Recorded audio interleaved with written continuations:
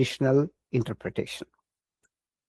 In fact, Shankaracharya, he famously says in his Bhagavad Gita Bhashyam, one who's not versed in the traditional lineage called Sampradaya, even if that person is a knower of all scriptures, is to be disregarded like a fool.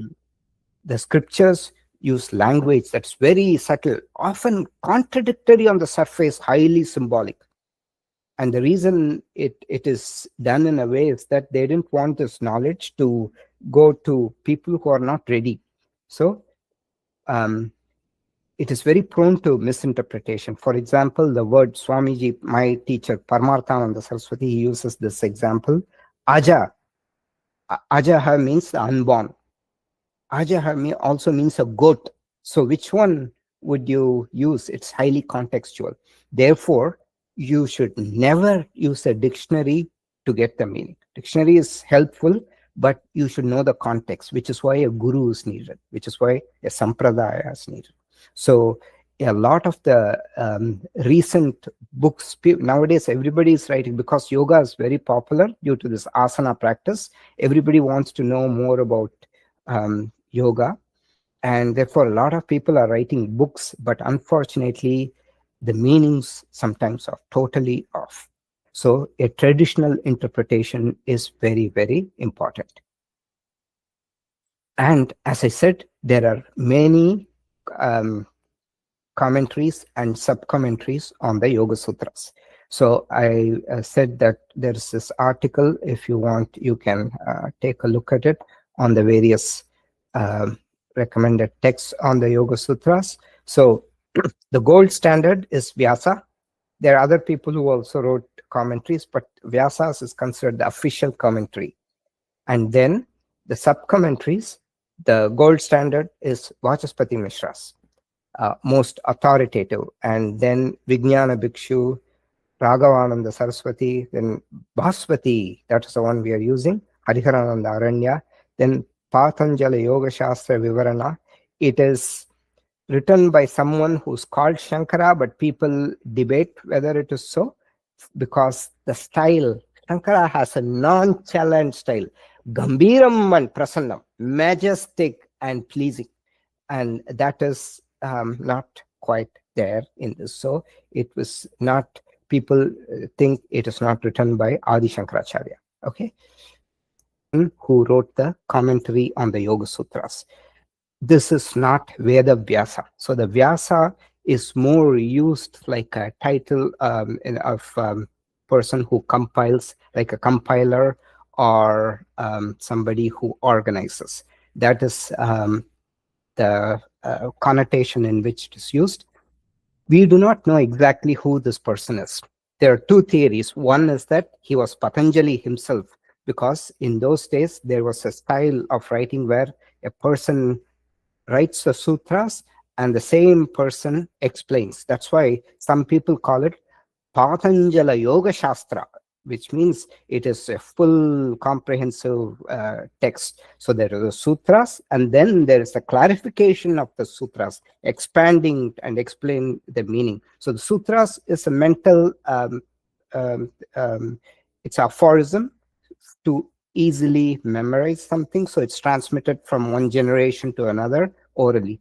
And then the expansion of that is done later by learned people. So some people say it was Patanjali himself who wrote the sutras and also wrote the commentary. Why is that so? The grammar and style of the sutras and the commentaries are remarkably similar.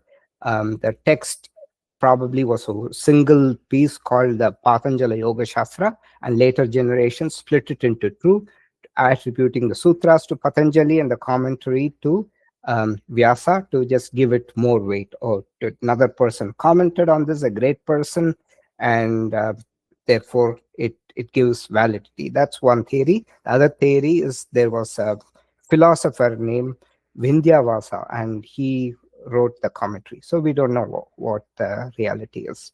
Second person is a stalwart. This person wrote a sub-commentary on Vyasa's commentary.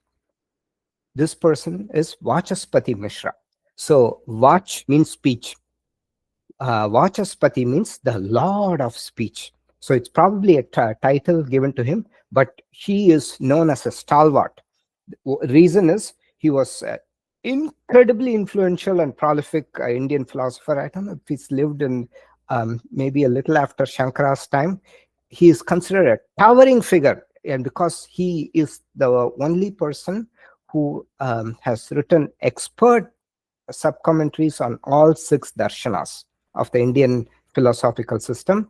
And he is known as, therefore, he is known as Sarva Tantra Swatantra.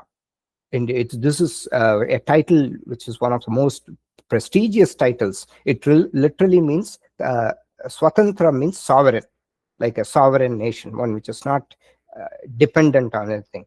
And Sarva Tantra means all these systems. Tantra here, does it mean Tantra? It means systems. So all these philosophies, he is a sovereign expert on all these philosophies. So the Vachaspati Mishra, it also, the word Brihaspati also comes from that one who's the Lord of Speech. He's just so eloquent in his philosophy that he's probably, this is probably a title given to him.